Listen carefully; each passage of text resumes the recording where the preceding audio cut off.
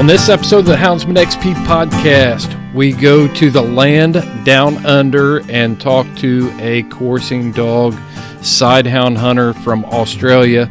And Seth, this is where you're earning all that glorious fame and money that you're getting paid from the Houndsman XP podcast.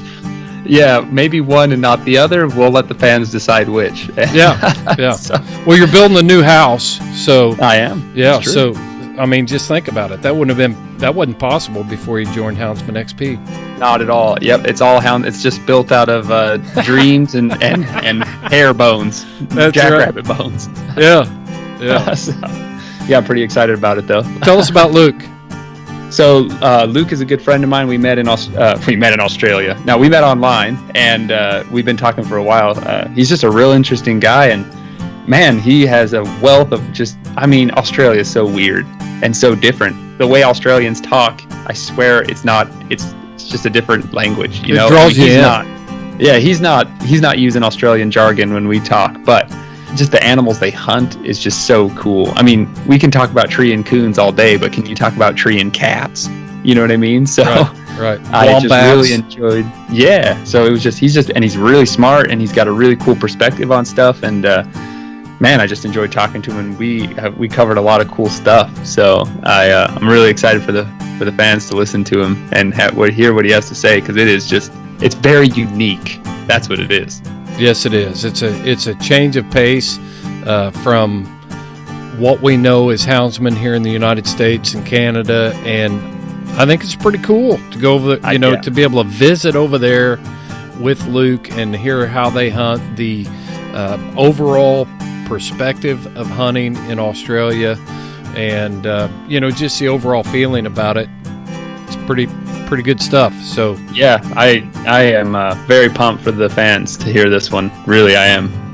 I thought it was really cool how he also I don't want to give away any. Never mind, I'll let the listeners get there, but I'm grinning. That's all I can say. No doubt. So we'll probably get some mail from the HSUS after this one's over, maybe. I don't know.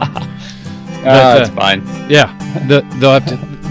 They can send it to Luke Pywell in Australia. There you go. Yeah. So hey, there are a lot of exciting things happening, especially on our Patreon page. We're gaining some steam there with people that are coming out and supporting the Houndsman XP podcast, and I personally want to say thank you to all the people that are taking us serious enough, and that we're bringing value to you to the level where you want to be a part of it. And Seth, you've been a big contributor to the Patreon page with articles and things like that. Can you give anybody any teasers for anything that's coming? Yeah, so I have some videos. Everyone's asking me videos of the hunts. I'm working on it. And I also have another article coming up. I have 2 already, and they're full-length articles talking about what's going on, and lots of HD pictures that I'm able to get from our speeding dog buggy. But I got some videos coming up in the works, and some live content, and I'm going to have a Q&A session with my dogs there. So our Patreon patrons can come out and ask me questions and get to see my dogs up close. And yeah, one day I hope to get some video from their perspective. So stay tuned, patrons. There's a lot of cool stuff coming from my end, and from the other guests, or the other members of Houndsman XP too. Yeah, and as you learn how to do this, see, you've kind of been the guinea pig. You've been the one that has decided, hey, I'm going to figure out how to do this. While we've all got our own jobs, you're going to teach us all how to do this, so we can have those same types of input, right? Yeah, I got the energy of a guinea pig. Some people would say I have the look of a guinea pig in my face, so I guess I'll be a good test subject for it. So. Oh yeah, it'll be great. But coming up real soon, okay, every month, this is what I want our Patreon members to understand. Every month we are going to do a giveaway, and that monthly giveaway is going to range in value from $50 to $100. Semi-annually, we will do a bigger drawing, and that will be valued up to $200, or $200 to $500 is the value of that. If you come in at $8 a month, and if you come in at $12 a month, you're going to be eligible for all of the monthly giveaways. the semi-annual giveaway, and our annual giveaway, which will be up to $1,000 prize package that we'll draw one time a year. So if you come in at a $12 level, you've got 14 opportunities a year to be included in these exclusive drawings only for our Patreon members. Yes, sir. And I'm also thinking, I'm thinking next level as far as for our $12 members. I want to have, I want maybe one day to be able to have someone come hunt with us, with me, because I can. I mean, I have the ability to take someone out there. So stay tuned, patrons. We're working on things that I think are going to make it well worth your time, and we very much value your support and your fandom. And I'm very excited to be contributing and be a part of the team, and I got lots of ideas and things rolling out. So keeping it fresh and fun for everybody, and well worth your time. I think that's the most important. And we joked about, making money. We're not making as much money as everybody thinks,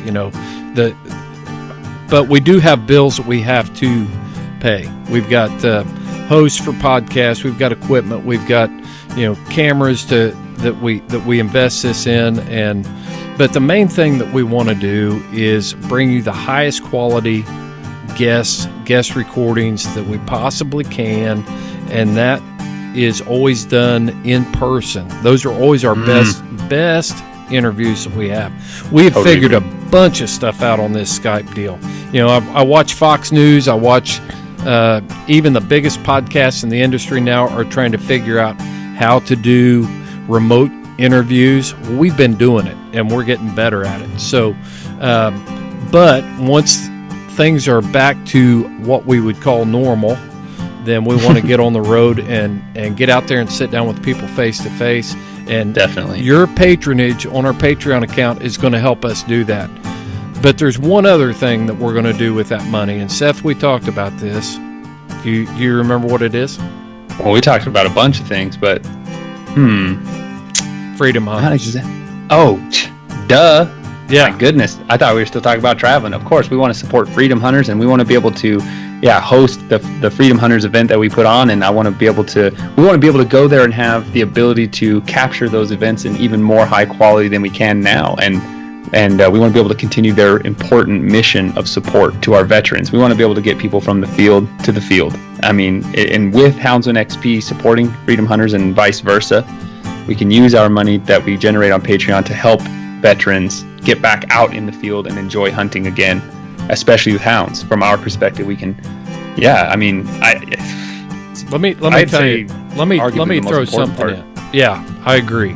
Let me throw something in there. This is kind of a news flash. So last week I was contacted by a hunter from Michigan, and he's a podcast listener. He's also involved in the Michigan Sporting Dog Federation, and he wants to host a Freedom Hunters event during the bear season, take a veteran or veterans with his group of his hunting party up there. So those are the types of things that when we put this podcast out there and we support an organization like Freedom Hunters, it all comes together. And that's what our patrons are paying to support, is our ability to produce this show that trickles down to a guy that wants to pay something back and take these veterans from field to field, as you said. And that's all made possible because we can keep this podcast going. So that's the value of our Patreon account. Definitely. That is such a good point. I would love to host a Freedom Hunters event too in the future, and I have the ability to. So that's something we can stay tuned for, all our fans and stuff listening. But you're not just helping. What our dream at Houndsman XP is not to help us, but to help you, to help everybody. We want to be that umbrella that preserves, protects, and promotes hound hunting nation and worldwide. And we have to get started somehow. And that is the key to the Patreon account. We just want to get it going so that we can help you, and you guys can help us, and we can just continue to, preserve, protect, and promote. The slogan's perfect. So, yeah. Well, I think we've got a guest that's waiting to come on. So what do you say we roll out this interview, Seth? Let's do it. Welcome to the Houndsman XP podcast, everyone. We've got another week of the COVID-19 coronavirus quarantine. When's this thing going to end? Who knows? But I'm tired of it. And but we're still making podcasts here, and we've got a couple pretty cool things going on today. One is our team member, Associate Seth Hall, is going to be joining me on the mic today to talk to a houndsman from Australia. And before we get there, I want to talk to Seth for a minute. Seth, I really appreciate you finding this houndsman from Australia. I'm glad to be here, and Luke's a cool guy. I've been talking to him for a long time. So yeah, for people that may not be keeping up, Seth, do you remember what episode you came on? I want to kind of do a little backstory of how you ended up on the mic as a co-host. Yeah, so I had posted a lot of content to Facebook because I was just really excited to share a lot of the photos I'd been taking.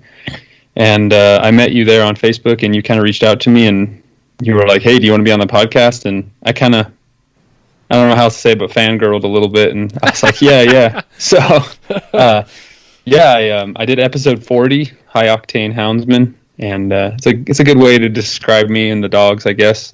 Pretty spunky. So, I did the episode, and then had a great time, and then I think you thought I was cool enough to bring me around, so here I am. I just liked your energy, Seth, and your perspective, and I think this whole Sighthound coursing dog world is something that is interesting and doesn't get a lot of exposure, and it adds another dimension to what we're doing here at Houndsman XP.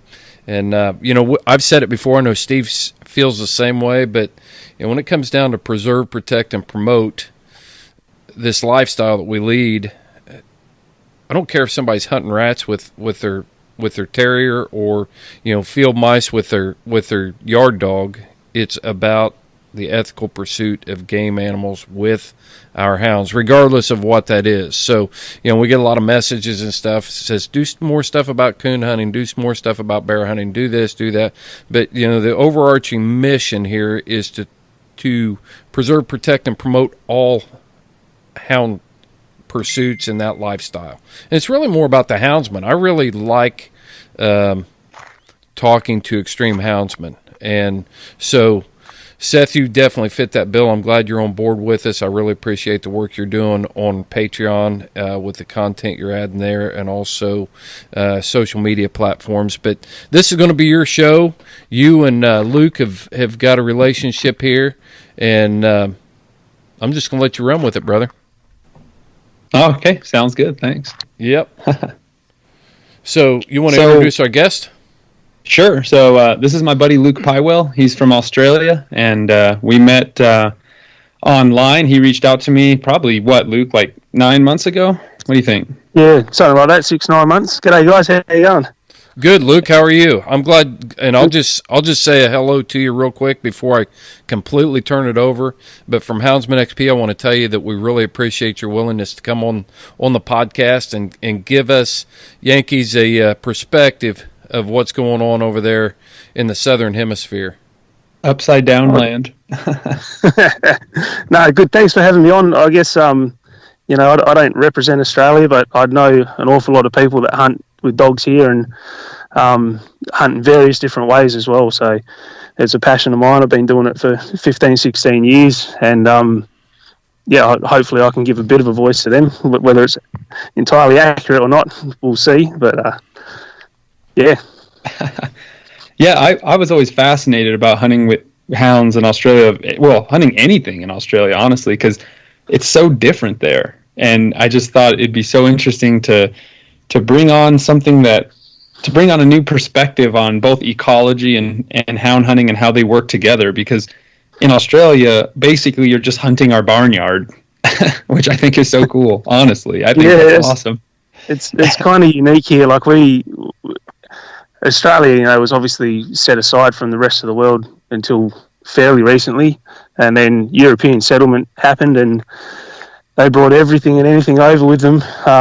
Some stuff to hunt, so rabbits and foxes and things like that, and then obviously the rest for food or modes of transport and that sort of stuff. And with your camels, your donkeys, horses, things like that. And with the automobile industry coming in, they turned them all loose, or they escaped over time, and this country is just riddled with feral animals. Yeah, I just think it. First of all, a tragic loss of the native species. Truly, marsupials are just so unique, and Australia is so unique. I mean, there the tree. Some places the trees don't shed their leaves; they shed their bark. How interesting is that? You know, and obviously marsupials are a treasure, and you have all these animals that mimic mainland animals but are marsupials. So I just, and obviously, you know, foxes, feral cats, things like that have taken a huge toll on their populations, if not driven them completely to extinction in many areas. So obviously we have a pretty important role to fill, and I just kind of wanted to, obviously, we've talked a long time, so I have tons of stuff on my mind that I just think is so awesome. So well, I'll tell you one thing, we can send you some marsupials. We can send you the North American marsupial. We have plenty of possums that we'd be willing to box up and ship over to you, Luke. No, I think you can keep them. We've got plenty of marsupials here as well. So, look, despite what you might hear on TV or watch on the Discovery Channel, or I'm sure you guys don't actively listen to Peter, but they're everywhere. It's the countryside. The farming's come through and sort of. It's made it paradise for macropods especially. They've got all the feed that they could want. They've got plenty of shelter and permanent water year round. So they're not struggling in the least. They're pretty much like white-tailed deer now. They've just exploded in a lot of areas, haven't they? Yeah, it's phenomenal. Like the emus are the same. I mean, I couldn't quote the year, but Australia literally sent the army out to fight the emus, and they just gave up. Yeah, I'd heard about the emu wars, and that's two bipeds against each other. That's pretty awesome. You don't get that very often in the animal world. So what is it about? I've seen stories over the years about rabbits. We've had Mark Zepp on here. He talks about the fox. You're talking about emus. So what is it about Australia that just allows these population explosions to the point that you guys have them? That's crazy. I think it's the farming, to be honest with you. So don't quote me. I don't know the entire Australia, but I know where I live. And like the more farming community opened up, it's permanent food source for them. So they'll live on anything. They'll live on bark, like you say, but yeah, they'll eat the stubble right down to the dirt. So we've had in the history of Australia, we've had some really decent plagues of rabbits, also rats and mice and things like that as well, where the ground is literally vibrating, and it costs the economy billions of dollars. So they're a real menace. Dang. Do you do a lot of rabbit hunting, Luke? I rabbit hunt probably more than anything else, purely because they're accessible, and I like to run my dogs. So, if it's a night sat calling for foxes or cats, or a couple of hours of sending the dog after rabbit, I do intend to go out there and hunt predators, but I get distracted quite often. I'll tell you, the rabbits are delicious too. European rabbits, probably the highest quality rodent there is to eat, I would say, in my experience. Yeah, I think a lot of people turn their nose up at it, but I think we're lucky to have it. I don't know. I don't understand why people don't eat more. Yeah. I'm going to step away for just a second. You go ahead and run with this thing, and I want to hear about the hounds and stuff, but I'm going to step away for just a moment. Okay, no problem. All right. We can just edit this part out, Luke. No, we're not going to edit. We won't edit it. This is just normal stuff. Oh, yep. Go ahead.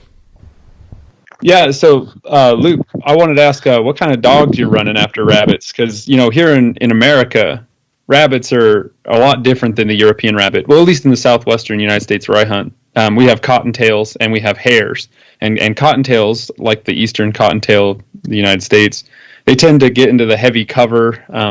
But our southwestern cottontails don't dig their own burrows. They'll just hijack the burrows of other animals that dig. And hares do not go to ground unless they're desperate to escape a hound. They will just get up and run forever. But the European rabbit's a lot different, and you probably need some special kind of dogs. What are you using to hunt, and how do you hunt rabbits in Australia with your dogs? Yeah, so over the years, I've had different types of dogs. I've had staghounds, pure whippets, combination of the two. That's what I'm running at the moment. So I've got a whippet staghound. My mates are running half cross pit greys, so they're getting dogs that traditionally were used for bull baiting and pit fighting, and nowadays they're used for hunting pigs. We've got a massive problem with pigs up in the north of Australia and the east. So we get some pretty good genetics from those dogs, and we cross them across a track greyhound and get the first cross out of those. So they have a hybrid vigour, and they're all round athletes. So they're bulkier than like a greyhound or a whippet. But some of the stuff I've seen them do it's amazing. They're all-round athletic dogs. Yeah, they are so beautiful. I've seen a lot of greyhounds and their crosses. People are crossing them now for hunting like pigs in Texas at night. People use like thermal cameras and stuff to watch the dogs run out there and just catch the pigs outright instead of chasing them with scent dogs first. But I know that those... Go ahead, bud. Sorry, we do a bit of that here too. So, like, I've run straight greyhounds on pigs, and anything sort of upwards of 80 kilos, they struggle on it and they'll bail. But around there and down, they'll lug them pretty hard. And the staghound's a greyhound, deerhound, and in Australia, it's really just worker to worker. So it could have anything in it, to be honest with you. But traditionally, they're a deerhound greyhound cross, and mate, they'll swing off anything. So those are basically that's what we hunt coyotes with here, the staghound. And in America, and exactly like you said, they're just worker to worker, bred to just get it done, and they are super gritty. People think because sighthounds are like lean and skinny that they're not strong, but they are super powerful. I think another thing that puts people off them is how meek they are around humans. So, like, if you raise your voice around a sighthound, it sort of cringes and slinks away. It really can't tolerate that. But on game, it's a whole other beast. Yeah, they're incredible.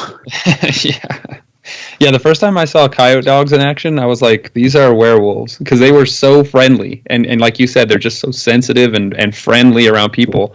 And when they see prey, they just morph into this beast, and they're amazing animals. So. Yeah, I've seen pictures online where you just have tons of rabbits stacked up, and that's just awesome. I love it. I mean, you guys are catching lots of rabbits, doing a good service out there. But what else do you guys like to hunt? I know there's so many barnyard critters out there for you guys. So I touched on it before about the foxes and cats, and I've been online recently talking to people in the States and just getting shot down about hunting cats. So I kind of just shut my mouth about it. But look, they are an absolute scourge. They kill countless amounts of animals per night, and I think the last thing I read, there's between 2 and 6 million feral cats in Australia. So, probably not taking into account the ones around the outskirts of the city and the little hobby farms and things like that, because they're well and truly established. But you go right out into the countryside, into the outback. There's nothing really predating upon them except for the odd feral dog, and they're out there doing damage as well, and potentially an eagle or two here and there. But I mean, there's enough roadkill around to keep those things alive as well. So I don't think the feral cats get a hard time. And they're incredibly difficult to hunt. So, I mean, we'll go out. I couldn't agree more. Yeah, they're a scourge. You guys are facing the absolute worst feral cat problems in the world, really. You'll never catch flack from me. As a wildlife biologist, I just see the firsthand destruction those little dudes bring, and I'm like, get them all. They're just targets to me. Anytime I see them, they're going down. If they don't got a collar on, they're going down. So, keep doing what you're doing. I could tell you all kinds of stories from the game warden days, cat stories, but we'd have to do that off the air. It'd get us in trouble. But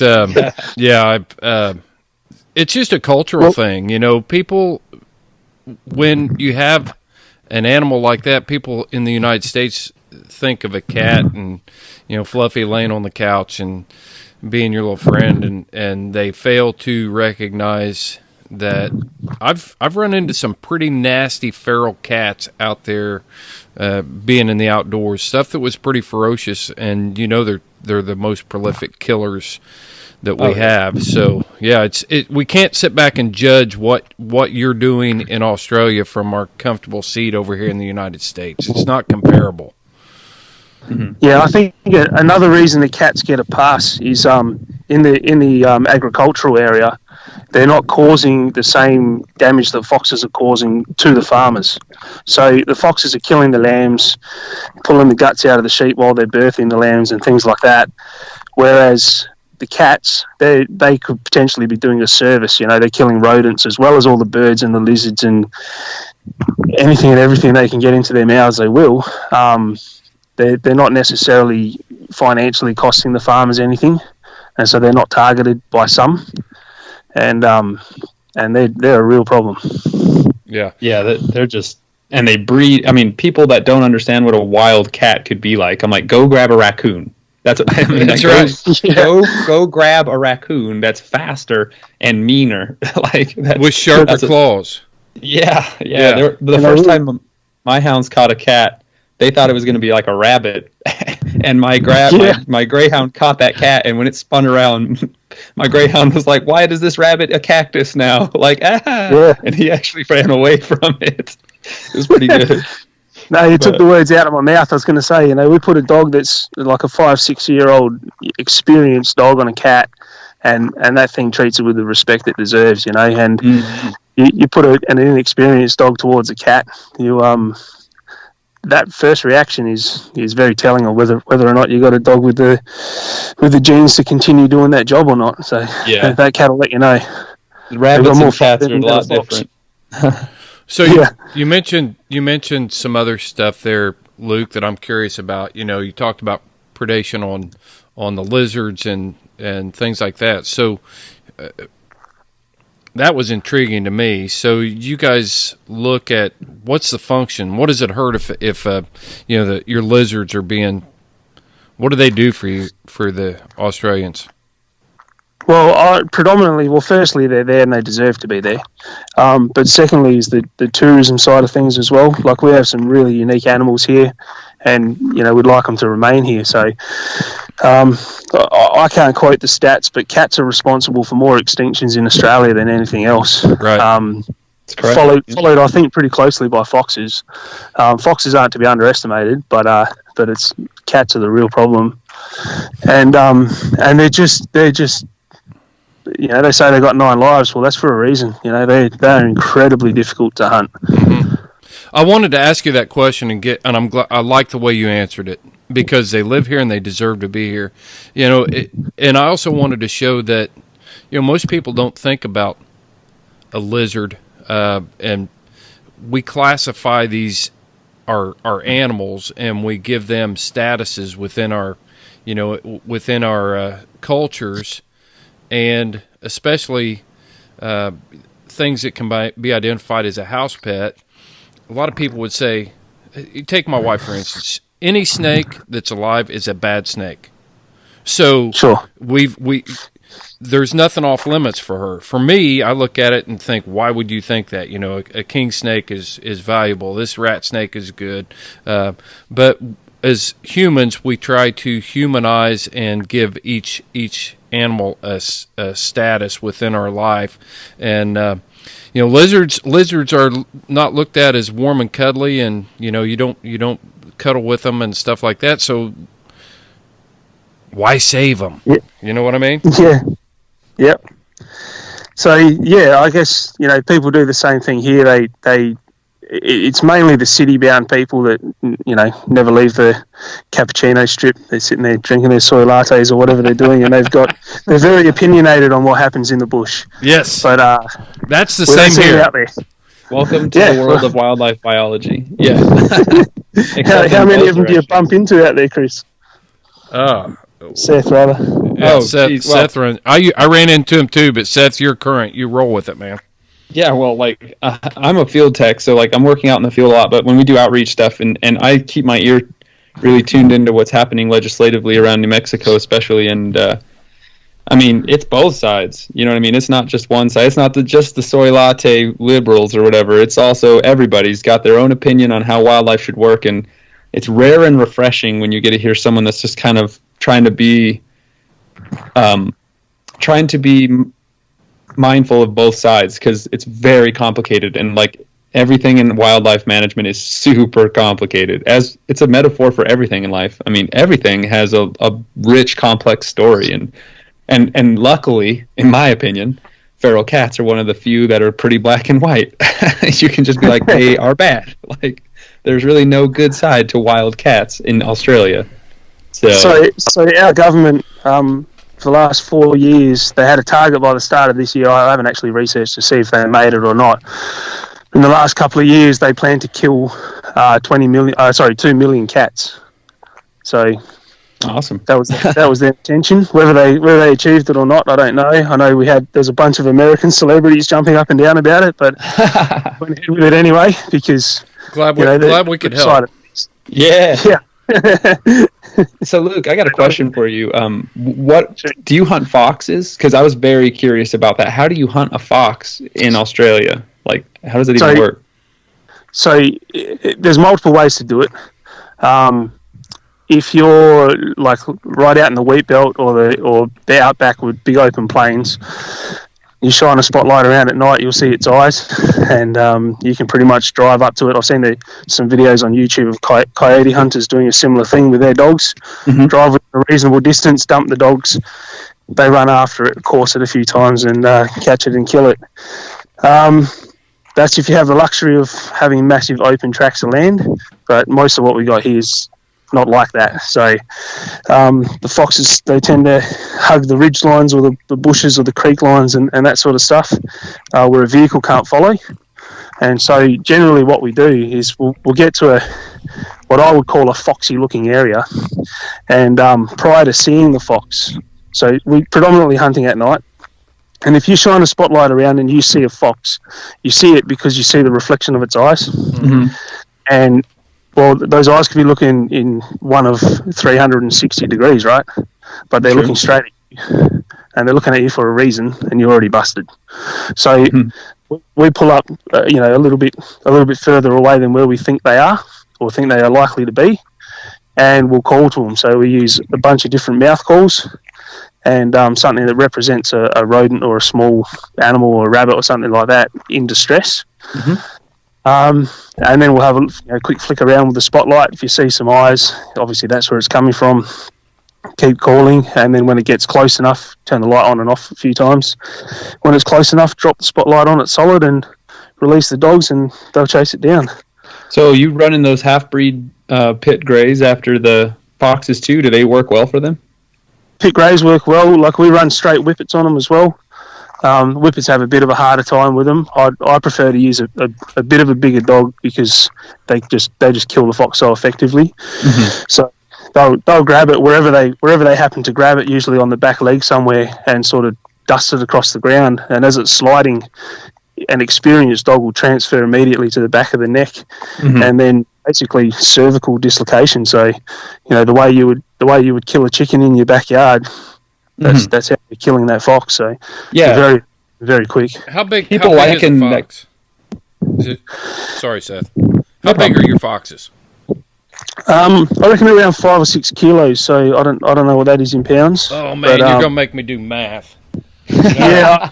The reason I ask is because when I was talking to Bear Saragusa and Jorgen Kristoffersen from Norway, they talked about fox hunting over there, and their foxes are considerably bigger. So, bigger than the North American red fox, and it kind of floored me because they are the apex predator. So, they just grow. Yeah, in the north, you're going to get a lot bigger animals. So as creatures move north, their body density and body size increases. It's a adaptation to stay warm, pretty much. And in the warmer climates, they're going to be a lot thinner, longer legs, longer ears, longer tails, that kind of stuff. It's not to say we don't get big foxes. We do, and I see them online sometimes, and they're up there, and then there's even bigger ones which get away. So you said 5 to 6 kilos, right? Yeah. Okay, so 6 kilos would be 13.2 pounds. That's small for even a North American red fox over here. So that's interesting. They're like a cat. That's crazy. Right. Yeah. Right. Yeah, I don't know. They're around the size of a small whippet, like a little Italian greyhound type dog. Right. They're around that size. Mm-hmm. So. They can run a lot better than people think too. The first time I saw a swift fox run, which is not quite obviously a red fox, but they're both vulpids. They're both foxes, but they can run a lot better than I thought. They are fast. And they can turn on a dime too. Incredible. Yeah. The only fox we have here is the red fox, so vulpus. And I reckon the way I'd explain how they sort of step out of the way of a dog as it's about to turn it is probably the closest animal I've seen to a snake, other than a snake. They do this little swish to the side, and the dogs just barrel straight past it. I need to introduce you to a jackrabbit then, clearly. Yeah. So what's a long fox race, Luke? Like, what would make your jaw drop with like power of a fox running and making those dogs look silly? What's a long race? Probably a minute. Okay, yeah. I was curious about like No what. kidding. Yeah, if it's not dead within 45 seconds, that's surprising. If it's still going within a minute, and the dogs haven't lost it through the scrub, yeah, like so out in the plains, the fox he's not getting away. So that's where you get your minute if the dogs were really tired at the end of the night, or Gotcha. Or that fox is just pulling some incredible moves. Yeah. But yeah, that's a long race for a fox. On a good night, how many foxes could you expect to catch? The best I've done overnight, and it includes the afternoon and the next morning as well, is 16. Oh, dang. Nice. But yeah. But like we were the farm we're on, they were lambing early, and he was pretty desperate to get rid of them, so we put a decent effort in that night, and I think we just got lucky as well as the skill. So. Oh yeah. That's awesome. But yeah, look, three or four is a fairly significant night. But there is guys in different parts of the country that'll pull bigger numbers than I am. Oh sure. But I've got to be there as well. That's the other thing. So Mark Zepp described it when he went out and fox hunted out. He went to Australia and hunted fox with his predator calls and stuff. I mean, he was talking. It was almost like he had to shoot him in self-defense. There were so many, trying to get in on him, and just he couldn't believe how many fox were there. So I don't think we fully can grasp how many of those predators you have. So it depends on the area as well. So like most areas that I hunt are heavily hunted, so it's incredibly difficult. But then if I go onto a station, like a friend of mine, he's got 525,000 acres, so it's a fair amount of land, and he's managing next door, which is 350,000. So if we go up there, yes, we'll kill a lot of foxes. But he's running beef. And because the dogs up there are a pain, and they'll not only killing his sheep, but they'll kill the goats too. So they're kind of out of control. So yeah, I mean we could go up there and get some real decent numbers, but I prefer to do it in the sheep community. So where we're making more of a difference, not only just for the native wildlife, but also for the farmer as well. How do the farmers feel about hunters in the Outback or rural Australia? You there, Chris? Yeah, we're still here. I don't know I don't know what I missed. I have no clue what was going on. We were just staying quiet so that we could cut that part out. We were just I was telling Luke, now that we can come back, I was like telling Luke, throwing down some scientific names. Heck yeah. Vulpes. Nice. Yeah. Yeah, I was all pumped about that. Oh man. No, my question was how does the agriculture or the farmer in Australia feel about a houndsman? Do you guys have conflicts, or do they welcome you, or what's the deal? So I don't know what your laws are like compared to ours, but we can't go on private property without express permission from the landowner or manager, right? Same here. Mm-hmm. Same here. Okay. Mm-hmm. So the ones that obviously let me on, they're happy for us to be there. But then there's others that think that that your dogs are just going to tear their sheep to bits, or you're going to cut fences to get into their back paddocks, and some of that does go on. I'm not going to lie, people do that, but those people would be the minority. Sorry. So I think most people that are hunting with dogs here are pretty straight up guys. They're all rounder, all walks of life people, and they just enjoy the hunt. And if you don't have permission from this farm, move to the next one. Yeah. Places to hunt. Yeah. I mean, that property I talked about, my buddy, who's more of a mentor of mine, an older guy. Hopefully he doesn't listen to this because I've just called him old.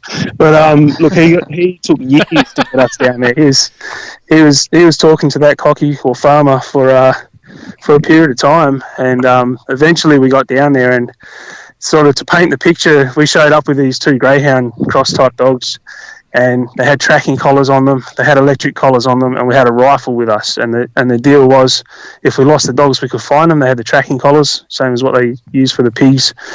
If they do anything, go into the sheep yards, if we call them back and they don't listen to us, we'll zap them with the electric collar. And if they start disturbing the sheep bad enough or attacking one, we'll just shoot the things. And I reckon about 3 hours in, no electric collar, rifles were put away, and obviously no tracking collar either. So he just saw how under control the dogs were. They've got a job to do. They know what their job is, and they're not interested in what they're not allowed to touch in the least. So I love that. I mean, that's a long road to get there with a dog, and you have to do it right, because you've got a dog with such a high prey drive. It actually wants to catch and kill everything that moves. But yeah, if you can direct that drive and let it express it, and turn it off wanting to do it to other animals, the animals it's not supposed to do it to, you'll have a content dog and content farmer, and you're putting meat on the table and you're killing a few fells along the way. So let me get this straight. I want to make sure I understood everything you said there. So you guys approached a farmer and more or less told the farmer, if my dog attacks your sheep, I'll shoot it? Correct. Or you can shoot it? Both. Did you give the gun to the farmer? He had his own. But yeah, 100%. Like if my dog's attacking his sheep or even his chickens down at the farmhouse, put a bullet in it, because that's his property, and it's my property that's damaging his. He has every right to stop it. So totally agree. Both morally and legally. So yeah. The first time we I wonder how many. I want to know right now, and you can send us messages on Facebook. How many houndsmen out there in America feel that confident that their dogs are straight, that they're going to do that? That right there. Send us messages. I want to hear it, because I don't know that I'm there. I like that approach, though. It's like, hey, it's your property, and yeah, I think we would have a lot of problems here in the United States. But that was amazing. I'm glad you brought that up. I've seen Luke's dogs online. He's got some really well trained dogs. That brindle dog of yours, Luke, he's awesome. He is awesome. Probably got some plot in him. So that's something that I personally do. I'll only run one dog at a time. So I'll only own one dog at a time, and I'll only run one dog at a time. But what I mean is, so if we go out with 3 dogs, I'd expect there's 3 people as well. And you are 100% responsible for everything that dog does. That's true. You guys, the thing is, too, is if you don't mind, Luke, if I can, I'll explain. Hunting at night gives you a lot more control over a single animal, because that keeps the race a lot closer to the release point from the dog, because that spotlight kind of keeps the animal in a more or less quarter mile, or maybe a half-kilometer circle from your release point. Is that about right, would you say? That's about right, yeah. But it's not just about that as well. So when we pull up on an animal or on a group of animals, we'll select the individual animal that we want by dropping the spotlight on it. And the dogs know that that's the one that they're going to go and hit.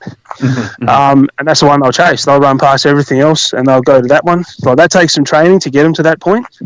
And then if they miss it, or if something goes wrong, or we decide, no, come back, turn the spotlight off, call them back. So up until this point with this dog, so obviously as a younger guy, was young and inexperienced, and so we used to run the xylem sticks. So those, like the fishermen will use them on the end of their line or on the end of their rod. Mm-hmm. So we'll crack some decent sized ones of those and put them on the dog's collar. So you'd have different coloured dogs. You'd know which dog yours is, and you'd call them back. And if one dog wasn't listening or was doing the wrong thing or not coming back quick enough, you might give it a nick with an electric collar just to remind it that you've got some control over it, and whoop, back he comes. Yeah. Mm-hmm. But no, nowadays I've got nothing but faith in my dog. So I think we train right. Yeah, Oh, go ahead, Chris. I'm sorry, Seth. I this is old hat to you. I know. I'm just intrigued, so I get excited, and it's all new to me. So I've got a ton of questions. Go for it. Sure. So you said that you only keep one dog. Yes. Is that what you said? That's me personally. Yep. Yeah. So are you using this dog on multiple animals? You're getting multiple uses out of this dog. Yeah. So I'm using him on rabbits, rats, cats, foxes, pigs, and goats. Pigs and goats. That's so awesome. Yep. That's so awesome. Man, we could fill up a whole podcast on this because you're talking about feral goats. Is that correct? Yes. But yet you don't expect, you absolutely will not tolerate this hound chasing this sheep. So you've got a goat is okay, a sheep is not okay. Goats and sheep are 100% different animals. Yep, so that's right. If they breed together, the offspring's infertile, right? They're totally separate. I mean, they're close, obviously, because that's why we're having this conversation. But yes, I can smell a sheep. Yep. I can smell the what's the oil that a sheep produces? Lanolin. Yep. Mm-hmm. And I can smell a goat, and I could tell it personally with, as a human being, I can tell you the difference between the two with my eyes closed. So the dog doesn't make that mistake. So if you've got a feral goat out in a mob of sheep, which happens, they'll run straight into that mob of sheep and they'll catch the goat. Yeah, an old nasty Billy smells like nothing you can describe. They're just like the worst smelling animal ever. Yeah, they're musky, and we raised goats here the whole time my kids were growing up. But I just think that's amazing and it's not amazing. I understand it. A dog's olfactory senses is beyond our perception. So absolutely, if we can smell the difference, they can smell the difference. But I think a lot of people would think, you got two four-legged ungulates that are running across the landscape. I just think it's a great topic to discuss. That yes, our dogs are capable of fine-tuning to this point where they are not going to attack your sheep, but we will catch your goats, your feral goats. That's cool stuff. The dogs, when they catch a goat, they'll get the muscle just behind the ear, right? So they don't grab the ear and sort of shred the ear. They just hold the muscle that controls that ear with the tip of their teeth. They don't even do any damage to it. When they catch a pig, like a mob pig we call them, so they go into a sound of pigs and there's sort of something from a sheep size and below, they'll do the same thing. When they're on a decent sized pig that's actually putting up a fight and has a chance of injuring the dog, the ferocity that they hit them with is something to behold. So it's no different. I don't think there's much difference between the sort of the pace and the strength that they're putting into a feral pig versus your bulldogs over in the States when they're hitting them. Mm-hmm. Yeah, I was asked how big. Oh man, Chris and me are so full of questions. We can't. I know help ourselves. It's because we're both wound tight here. Go, Seth. Okay, I was gonna ask you. I'm assuming you guys. There's no goats. You don't hunt at night. I'm sure you're hunting them diurnally, right? You're hunting them during the day. Both. Oh, okay. So you can find goats at night. Okay. Yeah. So if you know where they're bedded down, or you just happen across them, then yeah, you'll hunt them at night. I think actually one of the most dangerous situations I found myself in was hunting goats at night with the dogs. So we're in the middle of the Outback, and Australia's a mining country as well. And we found ourselves in a minefield, but we didn't know it. So it was an underground minefield, and they have these things called vent shafts. So it's basically a straight up tunnel. Could be 10 meters, could be 100, depending on how deep the tunnel is. And around that, there's a small windrow. So it's probably about half the size of a ute tire, so a truck tire, you'd call it. And so I ran to that windrow to stand on top of it with a spotlight because we had dogs out catching goats.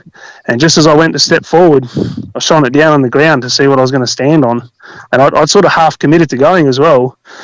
And there was no ground, so it was a good 100 odd meters. Like the spotlight light just disappeared down into the oily blackness. It was OSHA doesn't exist in Australia, apparently. Just leaving open pits everywhere. Well, look, they put a window around it, so you weren't going to drive into it. Yeah. Dang, that's crazy. Yeah, man. And so, like, what's a good goat race? I'm just curious. Like, what's a good? I can't imagine a goat is like a jackrabbit, but what is a good goat race? There's no goat races. Like, sometimes I'll get away if they're on like a limestone cliff. That's where they excel. They're just going to ping up that thing. They've got little sort of almost like rubber on the bottom of their hooves, and up they go, and the dogs can't handle that. But no, the goats aren't getting away. You're catching them for the table. So, if they get on a billy, you tell them to leave it, send them after the mob, and they'll go. When they catch one the size that you want, you're going to either tie it up or slaughter it just there and then. That sounds great, man. I wish I could do that. Holy smokes! It's funny. A dog runs for a long jackrabbit race is 5 minutes, and those dogs are pushing their bodies to the maximum to catch a 7-pound animal. You know what I mean? Like it would be sweet to be able to go grocery shopping with my hounds a little bit more effectively, but in America we just don't have that opportunity. So you guys are lucky. If we're catching goats, to try and catch as many as we can, for whatever reason, whether it be to feed the dogs or the farmer doesn't want them, you'll catch as many as you can catch yourself, your fitness level. So you'll run to one, kill it, run to the next, kill it, run to the next, kill it, and then for me, that's it, 3, 4. And so in your guys' country, so here's the big thing, right? I wanted to talk about these like weird animals, well, quote unquote weird to Americans, but obviously the king of the dinner table and of the power of a feral animal in Australia is a feral pig. You guys go after those a lot? Yeah, we do. More in my past. Like, I've got 3 little kids at home. I don't have the time to get right out where they are, so they're extremely difficult to get unless you're using the dog with a nose. We do chance upon them from time to time. Like, I think I might have sent you a video or 2 in the past, Seth. But if they're there and I've got freezer space and I feel like taking one, I'll send the dog. But I don't specifically go chasing them. But I have in the past, and they're incredibly powerful. So, man, they're so strong. Oh my god! You see, so how big? With a large 110 kilo boar with huge tusks, and they'll pick a dog up and throw it around. But normally speaking, they're not going to damage your dog. It's the ones with the small tusks. It's probably, I guess, an inch and a half, maybe. I'm guessing what an inch is based on what I've seen. Right. But look, basically, if it can turn its jaw sideways and sharpen its tooth all the way to the tip, that's a dangerous pig. The larger pigs, their tusks are too big to fit in their jaw, and they sharpen them on trees and things like that, but it's not as effective. And so like that brindle half you're running can go out there and catch a small like mob pig, yeah? Yeah, he'll catch a mob pig, no worries at all. I think I'll probably hesitate to send him at a big boar just because of the damage. He's quite a tiny dog. Yeah. But he'd do it nonetheless. Like, they've got big hearts for little dogs. Yeah, people always ask if I'd send my hare dogs after a pig, and I'm like, no.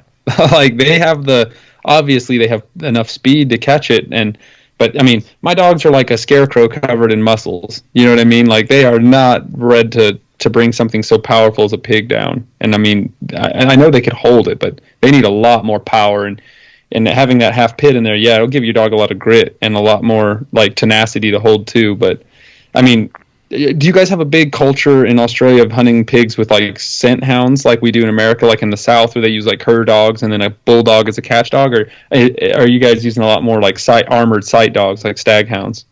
So most people are using either finder bailers, luggers, or a combination. So it really depends on the terrain as well and where you are. So, like in far north Queensland, it's quite open. They can run a lugger on something that's out in the floodplains or something like that. But if you're in sort of thicker bush, you might need something that can sort of run in there, find it, start barking at it, get it to stop, because the pig will break a bail. So if it feels like a big mob of dogs and people coming down the hill at it, it'll just say, no thanks, I'd rather run, and then it'll run. And then that finder will have to chase it and sort of pull it up again. And this can go for kilometres or miles. So then, the other dog is one that'll find it and lug it. So it'll run in there, find it, and latch hold of it, which is fine if you can get to it quickly. But if it takes you a period of time to get there, our weather here, it's hot in the north, it's humid as well, and the dogs cook. So yeah, you've got to have your head sort of screwed on straight if you're going to hunt with dogs for the dog safety. So Luke, sounds like the hog hunting isn't a whole lot different in Australia than it is here. And I'm no experienced hog hunter, but I have been and have some friends that are hard hog hunters. Mike Colley's been on the podcast before, and a lot of times what happens here is he's running scent hounds, and he'll go ahead and he'll start the track, and then the plots that he runs will actually, some of his plots will catch a hog on their own, but a lot of hog hunters here in the United States want that hog to bay up, and then they'll get in there with the bulldog and send the bulldog in to finish the catch. And it sounds like it's a little bit, there are some differences, but it's real similar. And I'm curious about the hogs you're running. So are they feral pigs that settlers have brought in there, or are there some Eurasian strains in those pigs? They're feral pigs from the settler days. So they'll be mix and match genetics from pigs that have got out, and then obviously if people have let them go as well. But no, they're just okay. Nice, Seth. That's all I needed. That's all I wanted to weigh in on there. Yeah, no problem. Go ahead. It's funny. There is so much variety. Australia is so big too. That's the thing. It's saying like, what's it like in Australia, Luke? That's like saying, what's it like in America, Chris? I mean, it's such a giant place and so diverse. But luckily you have such a variety of game kind of around you, Luke, which is really cool.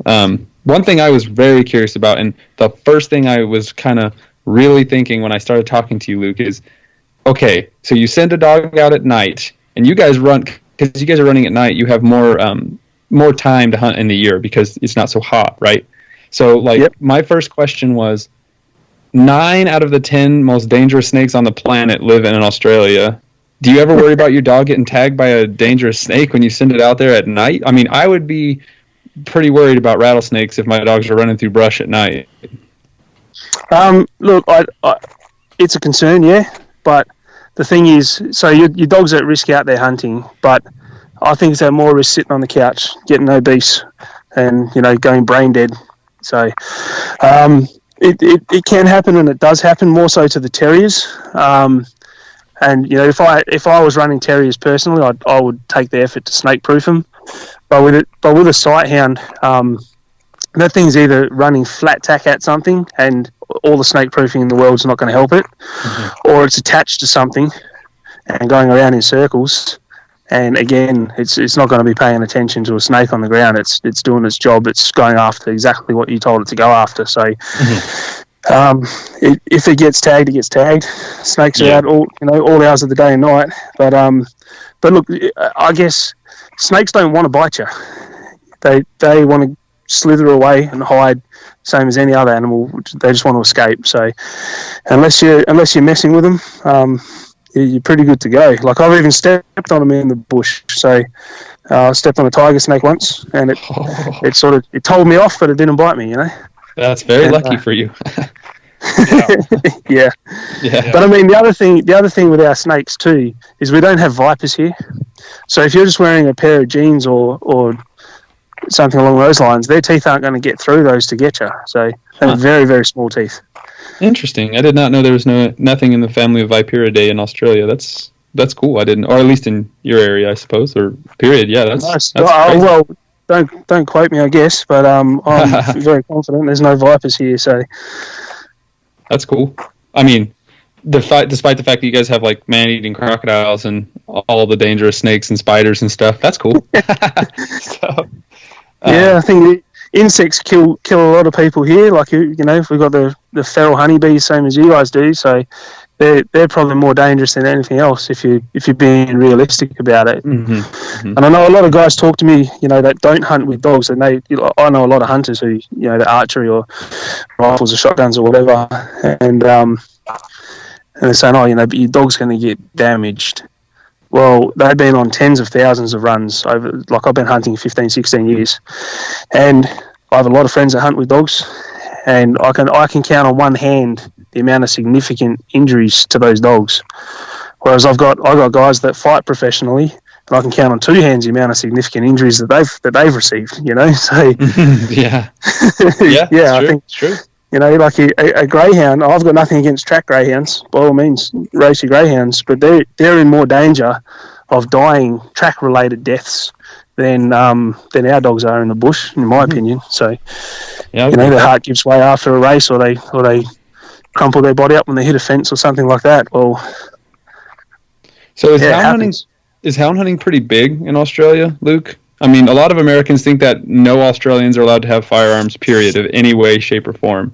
So, you know, a lot of people online, YouTube, see like hound hunters in Australia. Is it pretty dang popular there? It's pretty popular, but I guess that's my biased opinion because I know a lot of people that hunt with dogs. Mm-hmm. So I mean, you know, with the social media in the last sort of 10 years, I've been introduced to people all over the world that hunt dogs. Or hunt with dogs, sorry. But no, the firearm thing, yeah, that's a common misconception. We've got all sorts here. The main difference between Australia and America, I think, or two differences is, one is you can't have a firearm for personal protection, which I think is wrong on all levels. And then the other one is that semi-automatic are heavily regulated. So you can get them, but you got to jump through a whole bunch of hoops. You have to be, you know, it has to be your primary job is to go out and cull feral animals and things like that. So the guys that fly around in the little Robinson R22 choppers shooting donkeys and horses and camels and things like that, they'll run semi-automatic rifles, but not too many people do it, at least legally. Mm-hmm. I've got a bunch of firearms in my safe, and they're just sitting there rusting because I honestly can't remember the last time I used one. Yeah, that's how I am I got my Sighthounds. I sold all of my rabbit hunting rifles. I don't even want to shoot at a jackrabbit. I feel sacrilegious even aiming a gun at a jackrabbit now. Save them all so I can have good races later. That's how I feel about it. I can't help it. They're awesome. Goodness. You know what? I'm about to start constructing a new home soon, and my wife suggested that we build a little altar that has a little sitting jackrabbit in it. And I was like, "This is why I married you, honey. This is why." But anyway, yeah, you know, it's funny too because I was thinking, Luke, seriously, buddy. I mean, we've been talking for months, and I know these episodes can't go for 5 hours, but I have so many things that I just think the difference between how you guys view game and how we view game is so awesome. The dichotomy between the two, and also I think it's really cool how we all overlap in a lot of ways too. Because with feral animals, you have this view that they are a nuisance, they are vermin, they are trash, but it doesn't matter. When you hunt game with hounds, you still love them and respect them, except cats. Yeah, yeah. No, look, I don't mind cats. I think they've got their place in the world, but it's certainly not in this country. Like I circle back to them, but yeah, they're just and all levels they shouldn't be here. It's so. I always said that cats are great animals, but I think people should keep them on leashes just like they do dogs. Not kick them out the door at night and expect them, you know, they'll come back to the doorstep in the morning. You want to walk your cat? Go for it. Keep it on a leash. Yeah. When I was a kid, there was a guy in the town I grew up with that had a hook for a hand and walked a ferret on a leash. So awesome. Yeah. And he was super friendly too. Not in like the free candy kind of way, just like in a really cool, genuine way. But yeah. He was awesome. So that's that's sort of segueing into another one. So we use ferrets here quite often as well.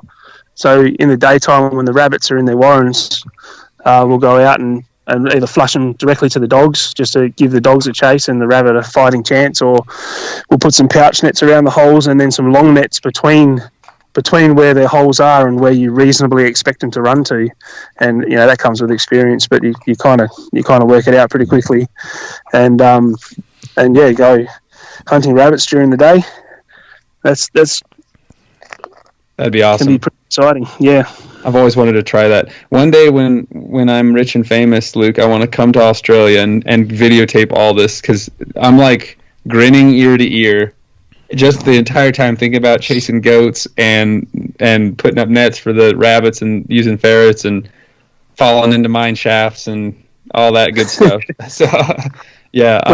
When I go hunting, I have every intention to video it, right? So, I know, I think you've seen all 10 videos that I've managed in the last 15 years because I just forget about it. I go there and I'm just fully absorbed in what I'm doing. And, another thing guys say about hunting with dogs, like guys that hunt with, different methods, they say, oh, you're not really part of the hunt because you're not the one pulling the trigger or whatever, but come out for a hunt and you'll change your mind. Because you don't have to feed your gun.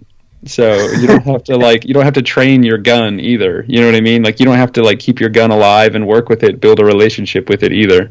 So yeah. Plus, it's a solid couple of years to get a dog to a point where you're confident it's not going to destroy itself out there. So there's so many things that can injure a dog while it's hunting, and especially a Sighthound. Like the speeds that they do, they're not reaching track greyhound speeds, but they're very close. Yeah. They're so fast. That's what to all our Houndsman XP fans. Just keep tuning into the stuff I'm putting up about. But I wish they could see how fast these dang Sighthounds can run. It's just amazing. You wouldn't even, Luke. I know this has happened to you, but how many people go, "Yeah, my German Shepherd can run 45 miles an hour," and I'm like, I don't know about that, but okay, they're so amazingly fast and powerful. They're awesome. So, Chris, do you have any questions? But I feel like I'm hijacking everything. I'm too excited. I just want to keep bombarding Luke with questions. I think it's something that you're well suited to host this thing, and I jumped in a few times there. So, but I think the thing that I would add is houndsmanship is a universal language, and we talked about it in the beginning, but just talking to you, Luke, I can tell that you get the same things that trip your trigger as a houndsman trip my trigger as a houndsman. And I'm not running dogs that run 45 miles an hour. I'm using my dogs in a completely different way, but I can still feel the energy that you have. And so that's my take on the whole thing. Yeah, I'd agree with you. Like hunting with dogs, to me, it's phenomenal. Like our dogs that we use are not specialist dogs. They're not the fastest dogs. They don't have the best nose. They're not the toughest, but they're a good combination of those things, and they're very sort of multi-purpose animals. So they can do a lot similarly to what other dogs can do. So they're not going to track a pig, 5-6 miles, but they'll track it half a mile or a mile, for instance.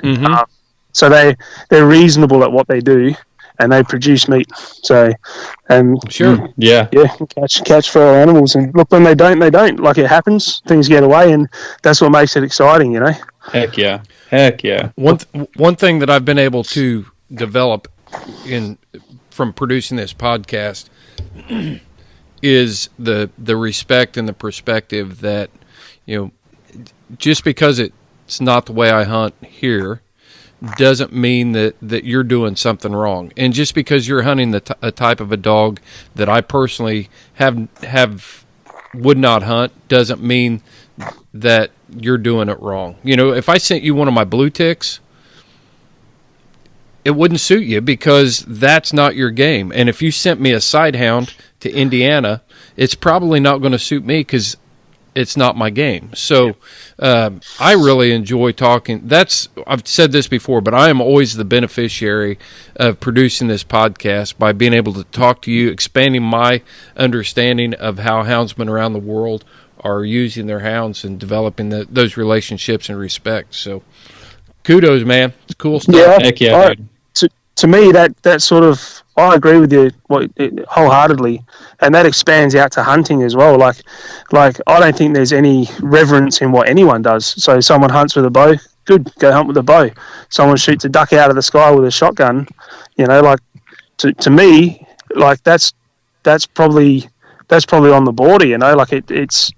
You can't guarantee a clean, ethical kill. Well, but you're trying, so go for it. By all means, Go try it. Do your best. If something gets injured, that is part of hunting, And I fully support guys that use guns, and I fully support guys that use dogs.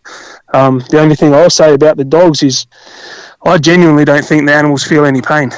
So I think that they have the fight and flight. They have a dump of adrenaline and whatever other chemicals they have in their body, and they run. And, when the dogs catch them, they know they've been caught. But I don't think they feel it, to be honest with you. So I was speaking to Seth the other day, and I was saying, like, I've been involved in I was in law enforcement for 5 years, and I've been injured quite a few times, and a couple of times fairly significantly. And I knew what happened, like this bone broke, and then that bone broke, and then this tendon snapped, and so on and so forth, all in separate incidents. And I knew it happened, and I computed that, but I wouldn't call what I felt pain. So I think the animals are the same. Like Seth, you hunt hares and they go stiff as a board after you catch them. Mm-hmm. So they've had all sorts of chemicals dumped through their body. And they're prey animals too. So I think they're either designed or evolved, whichever you subscribe to be a prey animal. That's why they've got eyes on the side of their head, and that's why they run instead of fight. So. Mm-hmm. Yeah, the biochemical processes. I mean, when you accidentally cut yourself with a knife, and that's not even when you're, running for your life or fighting or whatever. You're just like, you just kind of like, oh dang, like I just cut myself. But there are. I agree with you, Luke, and this is coming from as scientific a perspective as I can bring, a biomedical as a wildlife biologist could bring. But there are so many protective hormones surging through that bloodstream that their body isn't in the mood to compute those kinds of trivial things. They're like you said, the adrenaline is there to keep you going. And so right. The thing with a hare too is that it's over so fast that it's so quick. You know what I mean? They catch a hare and it's toast. I mean, it's a 7-pound hare. So, but yeah, I'm with you 100% on that. I think, and but also I wanted to. Oh, go ahead. Yeah, in one of these incidents I was talking about, I broke a leg bone, right, and it was sticking out of my body. And I chased this guy 200 metres, caught him, fought him, beat him. It was done. And it was like 2 hours later that I went, actually, my leg's starting to hurt now. Yeah. So, but if I walk around the back of a vehicle and smash my shin on a tow ball, that thing's agony. I'm going to pass out. So, right. Yeah. I don't think they feel it. I mean, if they do, they do. But the other thing is, once that dog's got its teeth into an animal, that's it. That animal's caught. It's not walking off with an arrow that deflected off a leaf or something, or a foul shot. And nothing against hunting. Like I hunt, I trap, I do all sorts of stuff. But yeah, I think the dogs are extremely humane. Mm-hmm. I agree. It's a good feather in our hat, and it's a good way to put it, because we definitely support all hunting, all sportsmen of all kinds, and I myself am a big game hunter with firearms and bow, so I definitely support it and subscribe to it all. But I agree with you, and a lot of people think hounding is inhumane, and it's just really important that we get out there that no, it's definitely not. So no, it's not. I don't think it is. Like, I'm not an animal rights activist by any means. I don't think they have rights, but animal welfare, absolutely. So, that includes your dog and the animal that it's chasing. Mm-hmm. And farmers' animals and all that. Everything comes into play, and I think we're here on this earth and sow the animals and treat them with the respect they deserve. Totally agree. Yeah. I would add real quick, and I'll go on record as saying it. Most of the time when these comments are made about use of hounds being unfair, not being fair chase, being inhumane, it's spoken out of ignorance, because people aren't familiar with it, and our culture has become masterful of the Disney world we live in, where animals have families and friends and feelings and all this stuff. And some of it comes from that, but from other hunters, it comes from a standpoint of being selfish. What you do interferes with what I do, or I have this perception that it will. So therefore, I don't approve of what you do. And so we get that attitude, but I would also add that houndsmen can be just as guilty by making broad general statements that, the deer hunters are going to ruin my hunting. And I think what the message we're trying to get out here, and I hear you talking about, Luke, is we need to embrace all forms of hunting. There is nothing that is sacrificial. We can't afford to lose any part of hunting.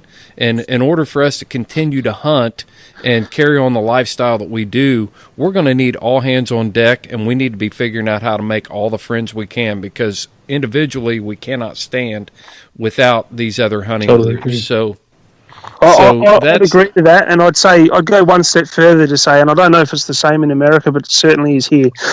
The animal rights type people, they're a minority of the country, but they're not silly people, right? And they're probably coming from a sympathetic or empathetic point of view, and I understand that. Good for them as well.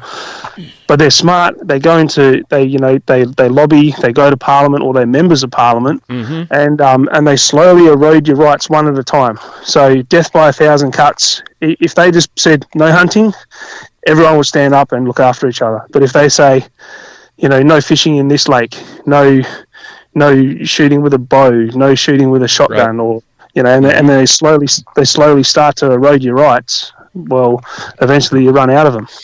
And then if people are hunting in that manner, so let's say they got rid of bow hunting somehow, they successfully got rid of it. No one's teaching their children or their grandchildren how to bow hunt, and it's lost. And then eventually hunting goes. So the tactics, no international boundary there. That is exactly the tactic that is used in the United States.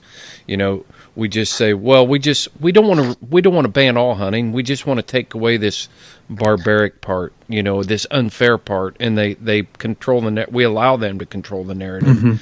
And then other groups of hunters are like, well, they're not talking about hunting deer out of tree stands, so maybe we'll give them that, and they'll go away. When they're not going away, they are not going away. They're going to go through each part incrementally. And we just talked to a representative vice president of Sportsman's Alliance, which will be airing soon, and we talk about this whole thing. So good perspective. And again, shows the relationship and the parallels between hunting here and also in Australia. So good stuff. Yeah, heck yeah. Man, I'm loving it. Luke, I want to get down there and hunt with you sometime, bud. Well, you're welcome anytime.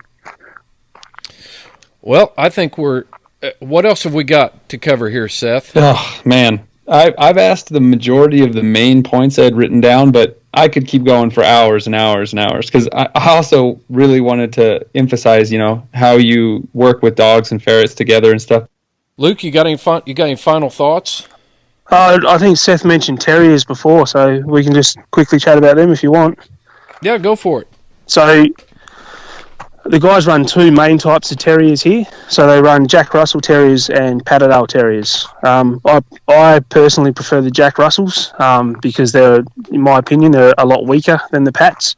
So they'll go into a big log pile. So like when they clear farmland, they push all the rocks and logs up into a pile, and then they go clear another bit, and so on and so forth. So you drive through that farmland and you hit pile after pile and you drop the dogs in. And what I prefer is that the fox comes flying out and the long dogs chase it down and kill it, or someone gets it with a shotgun. But the Pats, they'll want to kill the thing in the hole. So if they get a hold of it, they're not letting go. I don't know, maybe do some Googling into them if you're not familiar with them already, but they are phenomenal dogs. They've got such high drive, and they're just like a small version of a pit bull, I think. They're so gnarly. Yeah. So gnarly. But the terriers, for a small dog, they've got a lot of heart. Like I know one of my mates, he's got a Pat, and he's doing 110 k's an hour, which is 80, 90 miles, I guess. And he had it in a canopy in the back of his truck, and the window fell out or slid open, and the dog jumped, and he found it 3 days later, alive. Holy moly! They're incredibly strong. Hey, Luke, tell me what you think about a Whippet cross to a terrier. You think that would be a good little fox chaser? I think in certain situations it would be. So it wouldn't add any value out in the open. Like, you might as well just use a straight Whippet. And down a hole, it'd probably be too big. But in certain situations, like where you get the tussock sort of grass, which is probably about knee height, and it's really tightly packed. It looks like I don't know how to explain it, but basically little knobs everywhere, all closely intertwined. Through that, it'd catch the foxes and destroy them. But we do a lot of crosses here. We do cross dogs, and for the hybrid vigor side of it as well. Mm-hmm. It'd have its place. Maybe in the blackberries as well, to go and flush some pigs out of there. That'd work, but it wouldn't suit what I do. I see a lot of stag hounds. They're so popular, and I get it, man. Those are some really good dogs. All arounders too. They can handle anything, really. That's the word I was going to use. Yeah, they can just do so many jobs and relatively well. I think they, I don't know if they're an underrated dog, but they can, they're no perfectionists at any one task. But I love them. I reckon they're awesome. Yeah, they are super tough. How much does a big stag weigh in Australia? What do you guys think's a big stag? The largest I've run's 32 kilos. Oh, wow, so, yeah, that's big. Get your calculator out. I don't know what that is in pounds, but 70 pounds. Yeah, that's pretty good size. I've seen some coyote dogs that are around 100. They're some monsters. I call those werewolves. Man, those things are those are a couple of guys here have some wolfhound in their stags, so they'll cross wolf into them to get a bigger dog. But I mean, genetically, if you trace back wolfhounds, they're actually extinct. So they've got some sort of Dane cross with something hairy anyway. So it's whatever works really. Mm-hmm. But I think 30 kilos is about the cutoff. So I've got friends that hunt kangaroos with the staghounds. So some Indigenous people that I'm friends with here, they in my state they're allowed to do it, and then in other states you can hunt them. And you want a dog around 30 kilos. Anything small is just going to get thrown about like a rag doll, and anything big is not going to catch them. So you got to get that right combination. Wow, I didn't even think about that. I've always been so geared into the feral stuff. So the Indigenous are allowed to hunt kangaroos with their dogs? Yes. That's not entirely true.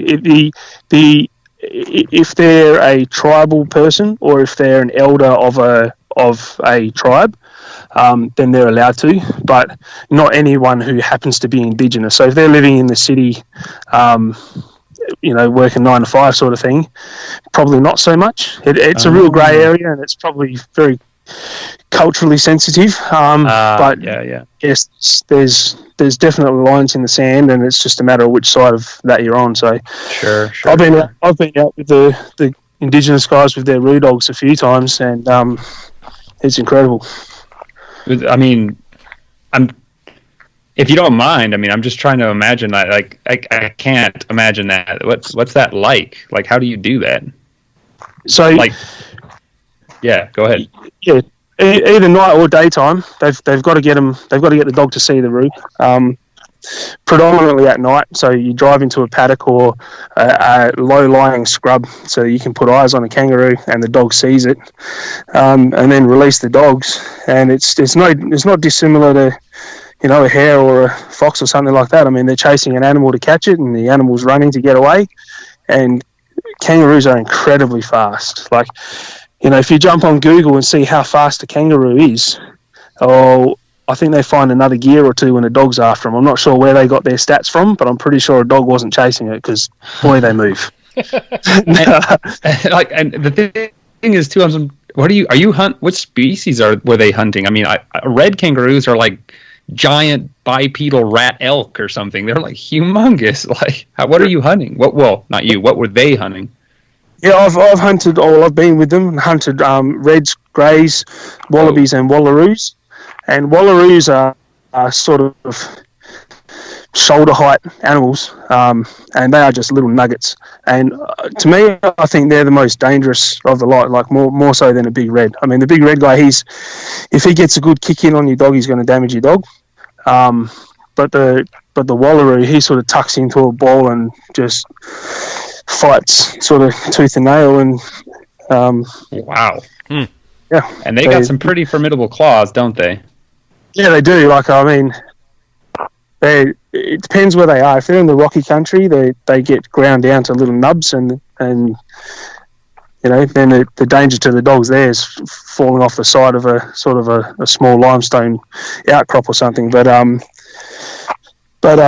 no, like, yeah, they do. If you don't want to be on the receiving end of one, put it that way. Yeah. What are they? I think.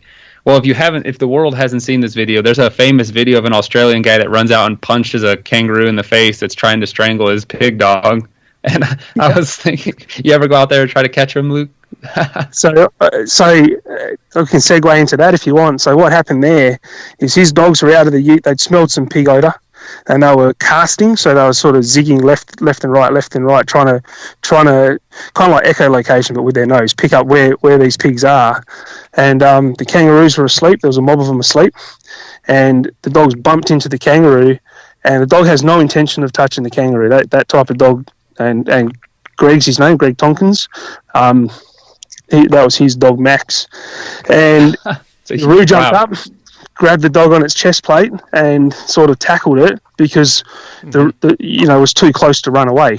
So it's just an unfortunate event where the two intertwined with each other. And if you watch the video again, I mean, it went viral, so I'm sure you can find it.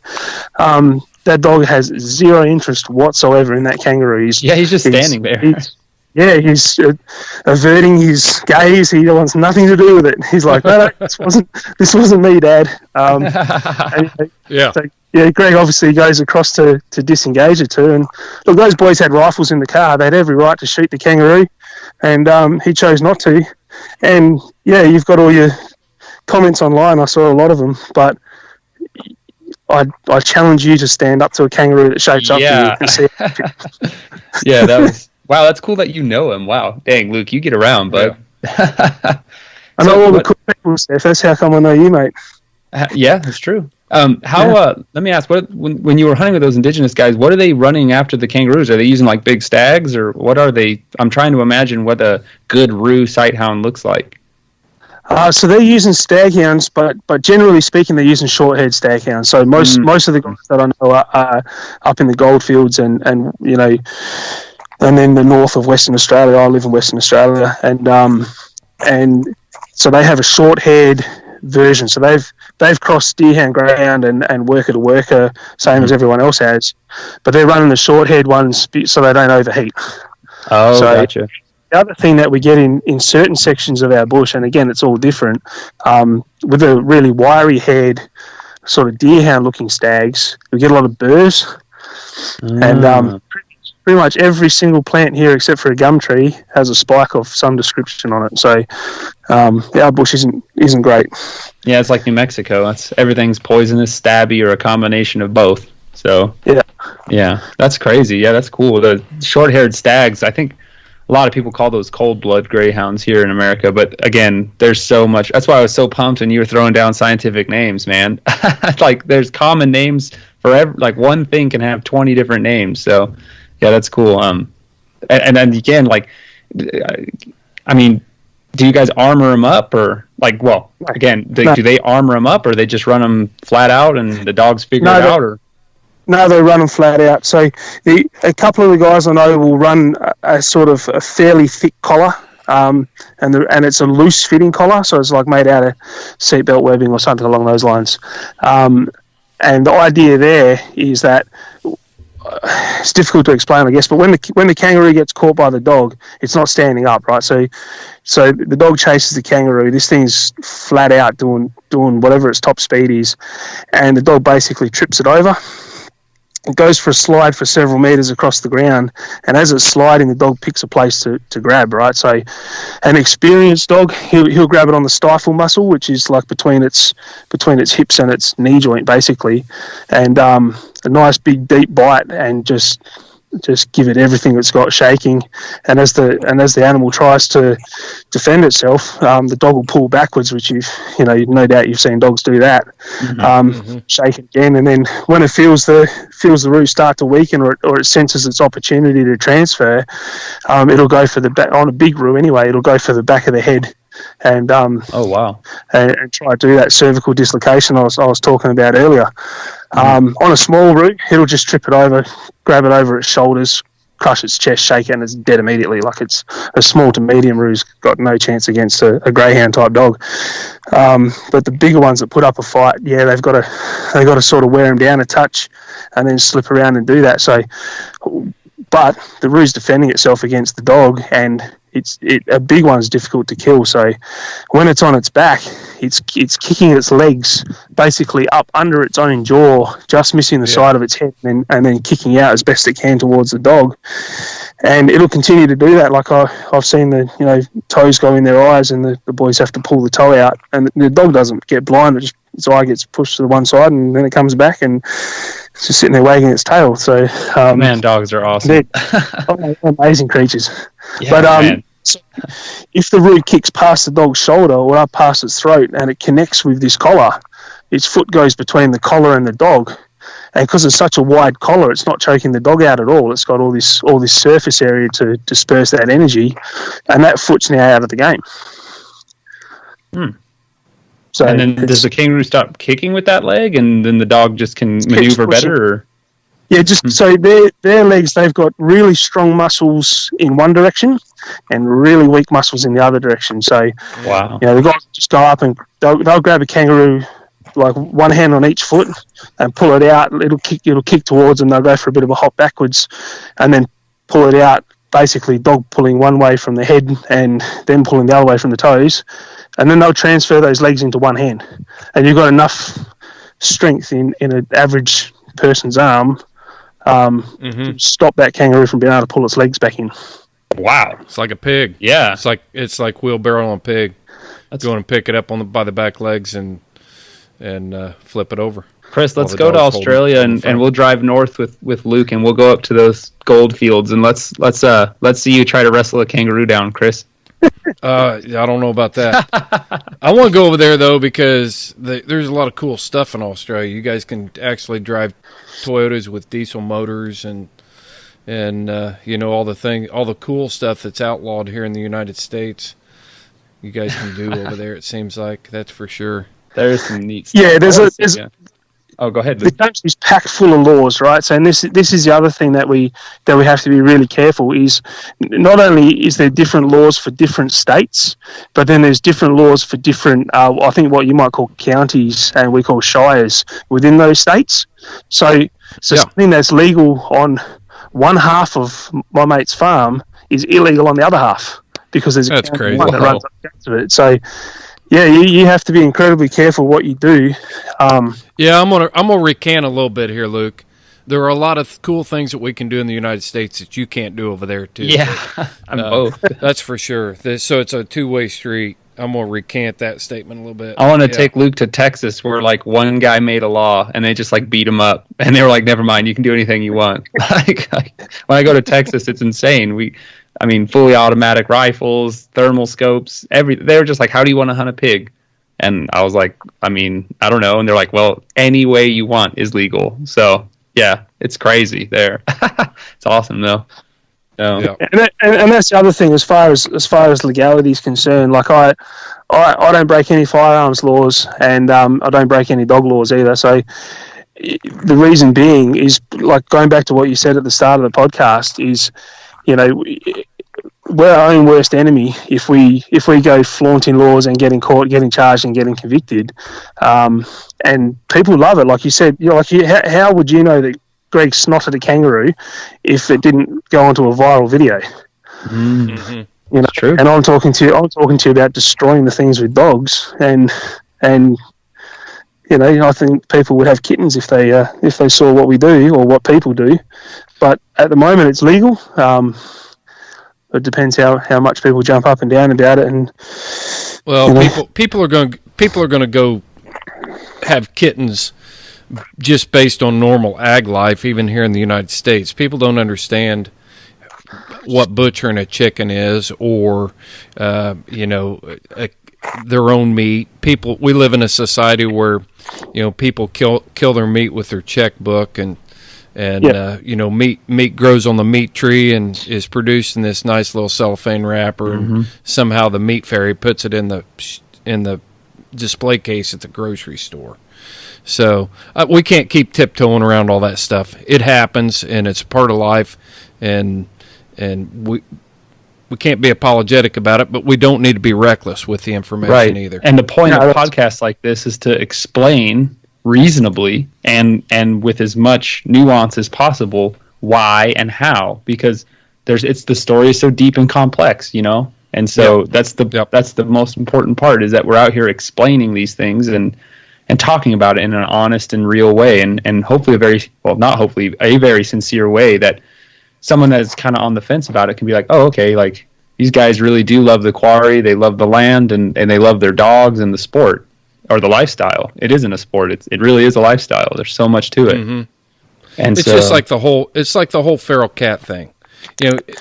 99% of the people in the United States, you'll never get buy-in for that sort of thing. But the reason is because they have not been directly affected like the people of Australia have been with a feral cat. And so while we do have a problem with feral cats in the United States, it's not going to be a widely accepted practice for me to try to rig feral cats while I'm rolling down the road and hunt feral cats. It's just not. But it all goes back to that thing, and I've got some friends that live in the South. It's southern United States, and they don't like people from the North or anybody sticking their nose in their business. So from the United States, I am not going to pass judgment on somebody from Australia, because you've got a real problem and you've got a way that you deal with it. Go for it. That's your freedom. You don't need me telling you how to do it. So we have a lot of critically endangered animals here, and cats, like I said at the start, they're a scourge. And so I facilitate a small hunting group here. I'm the coordinator of it through one of my businesses, and basically what we do, so there's a council that is in charge of rehabilitating a type of possum, so a western ringtail possum. They're on the critical list, and so they'll be looking that up. They're so awesome. Yeah, it's quite interesting. So they go out. This council goes out and they scout a whole bunch of different land, private and government land, and they find areas, and they take into account bushfires and however many seasonal fires and 100-year floods and all that sort of stuff, and work out where the best place to release them is based on the fauna there. And then they engage local landowners and they plant certain species of trees in order to keep this thing going, and then they release them. So I can't tell you the stats because I've promised I won't, but they're not great. So the success rate is very, very low.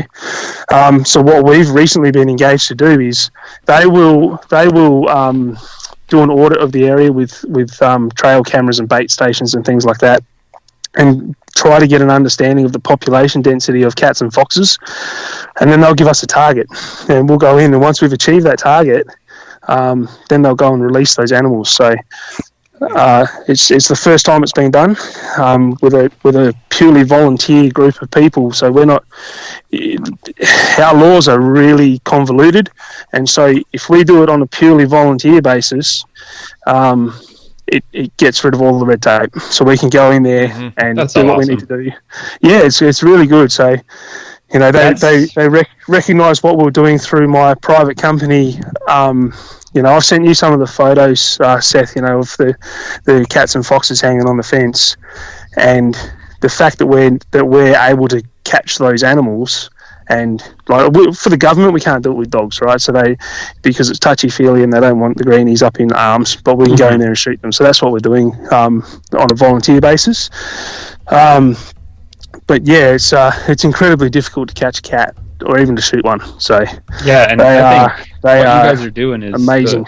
I think what you're doing is that's the best way to bridge the gap between people on the fence about hunting and real hunters, because I mean, you guys are helping in every way, and what a great way to show that you're helping. You know, you're doing the environment a service, you're doing the people of Australia a service, you're doing everyone a service, and everyone's winning. And so, man, that's awesome, Luke. I didn't know that. That's in all the months. That's super cool, man. So yeah, it's cool. So I mean, you're never going to shoot them all. You're never going to trap them all. You're never going to poison them all. And you know, you would understand more about the epigenetics of an animal than I do.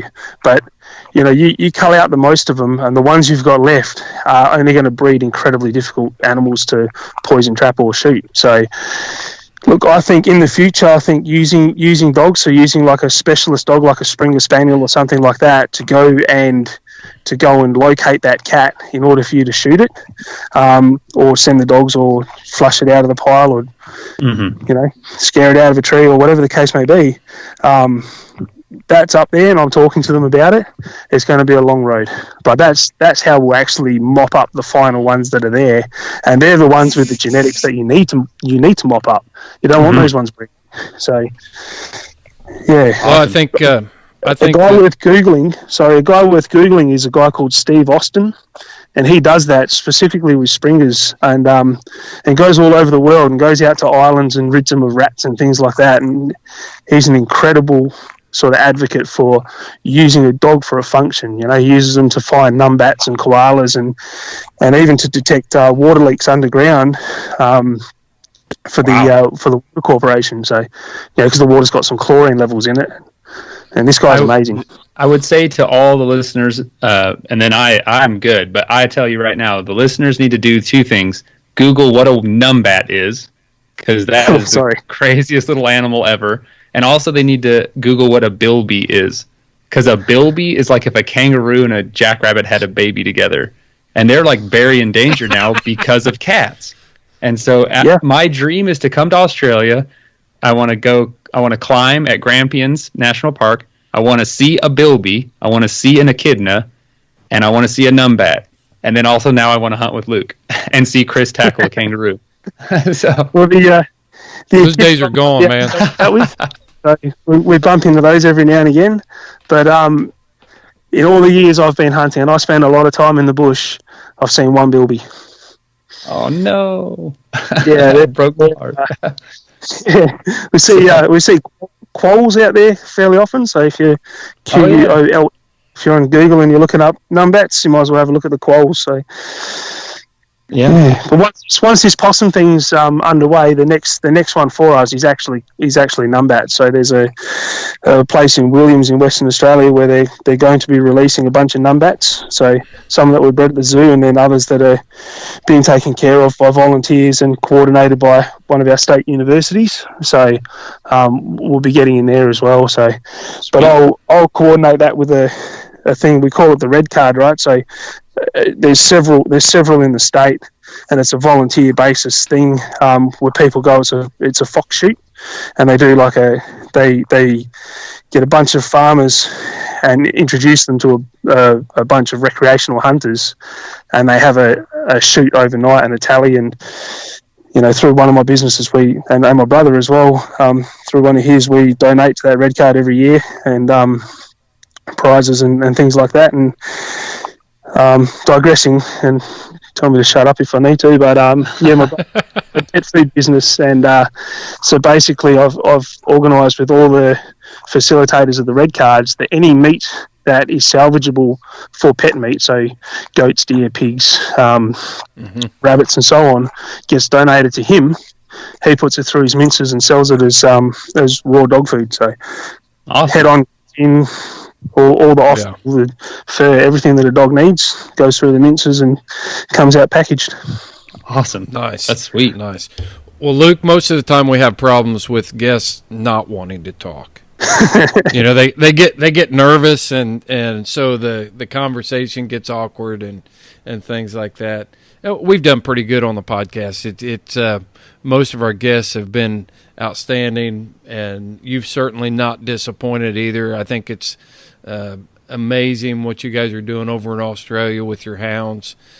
I would really like to talk to you in the future about some of these programs that Australian houndsmen you're trying to participate in active wildlife management and conservation, and I think that is going to be the message that we have to carry forward as houndsmen in order for us to survive and keep this lifestyle alive. And we just have to keep plugging away. We have to keep getting the message out there and be relentless on getting that message out there, but also do it in a way where it's palatable for the public. And so there's a message there to be had. We just got to continue to hone our skills on how we're going to deliver this message. And I think you guys are right on track over there. We do need to wrap this dude up, and I appreciate you coming on. Luke, thanks. Yeah, that was awesome. I appreciate the opportunity. So I've enjoyed myself. Hopefully I've explained it sort of adequately enough. Like I said from the start, I don't represent everyone. I'm just talking about the type of hunting that I enjoy doing. So, well, Luke, we have a way that we always close out these podcasts, and so one of these days, Seth and I'd love to get over there and hunt with you. And if I could get a blue tick over there, he's probably going to be more than happy to maybe chase a cat or a bilby or a wombat or whatever. But my dogs aren't going to chase like yours do. So when we turn these dogs loose, you got to make sure of one thing: you follow your hounds, I'll follow mine.